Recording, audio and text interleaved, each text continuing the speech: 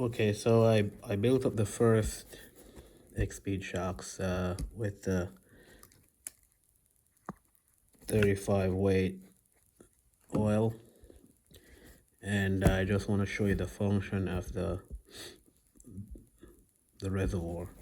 So right now I have it set at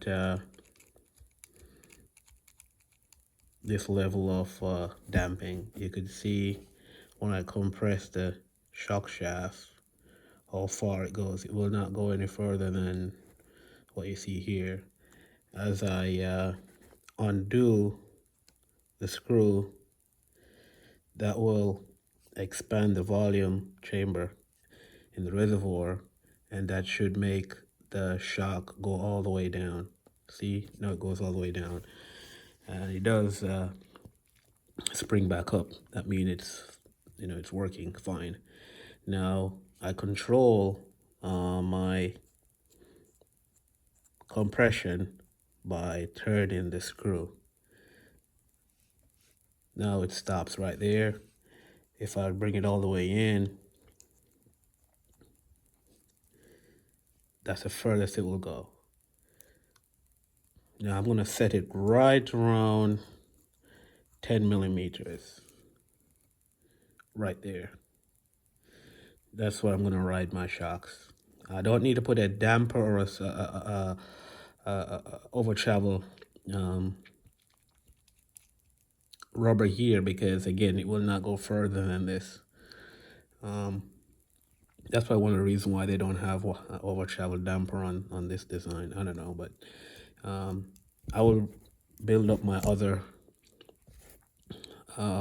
three shocks like this, and then get them ready for the new Savage.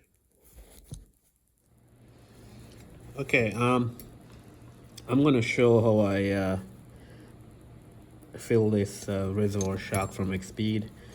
The good thing with this design, as it comes assembled, the damper pot is already in here.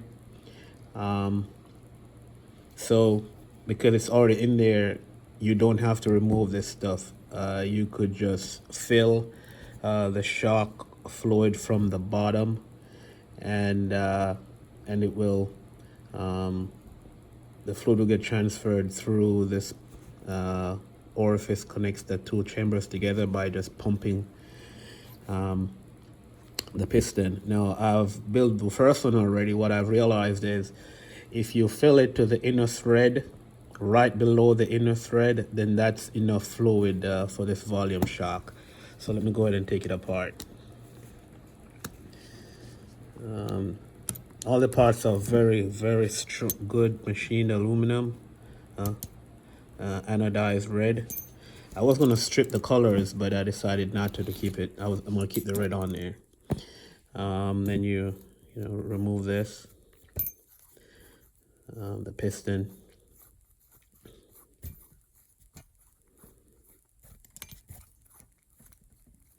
Has an O-ring on there for sealing the oil. It has a two hole piston. Let me see if I could get my caliper on this. Caliper. Here we go.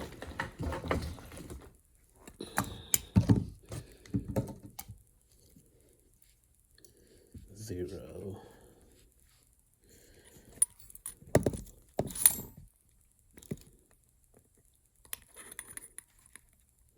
$14.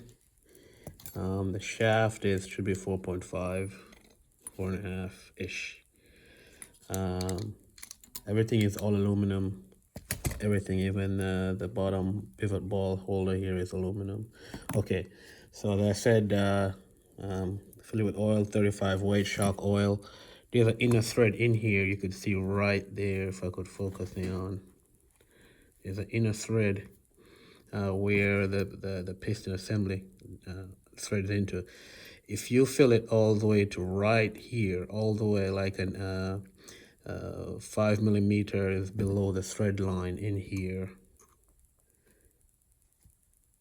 that's enough oil for this shock. So I'm gonna go ahead and fill it up.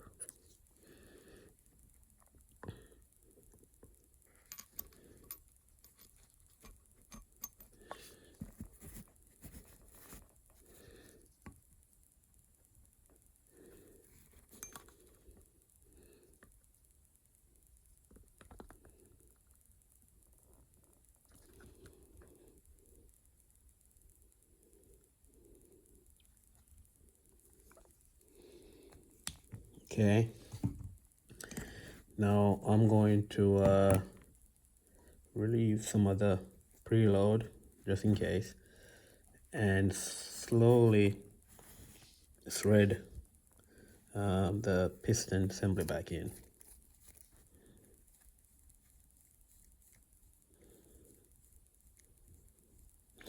Now you have to do this with the bleed screw still all the way in.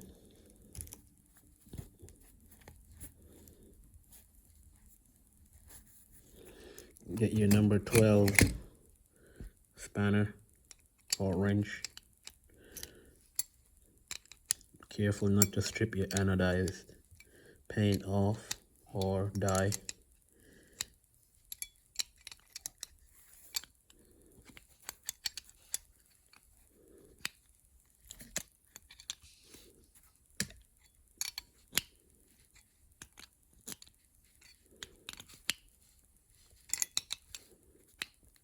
Not too tight. And then you cycle the shock. Make sure it springs back like this. I mean, it's fully functional. Now what I'm going to do is I'm going to adjust the tension, the preload on the dashpot to see how much dead volume I'm compensating for. So turn that in some more. I'm going to keep it around 10 millimeters of gap. So right there it's a little bit more. So what I'll do now is undo the bleed screw. A little bit of stuff may come out. This will purge the air, any air bubbles. Oh, there we go. See? So all that, then you wipe that off a little bit. Then you thread it back in.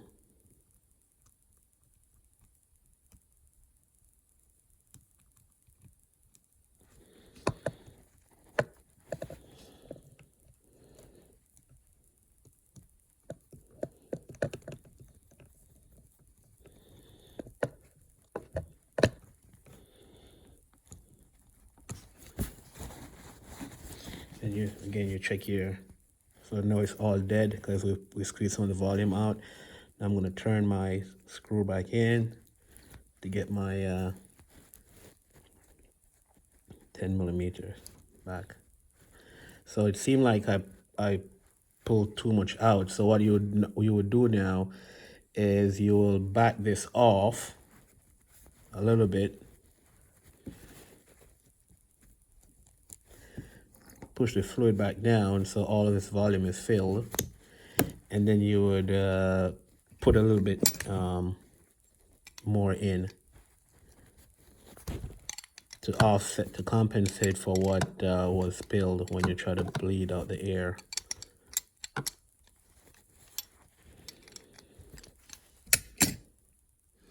So after you fill it back up with a little bit that spewed out, you know, if you set your adjustment screw back, make sure you get, you know, the travel you want. So here they're all around the same that I've set it so far. So go ahead and put the springs back in. This is a dual coilover spring, different spring rate due to the length of the spring. So you'll have different kind of ride characteristics with the spring.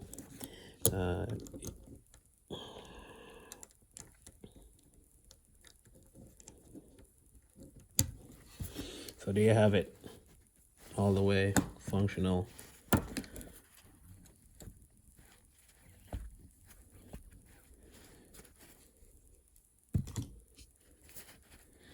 I highly recommend the XSpede shocks. They're on eBay.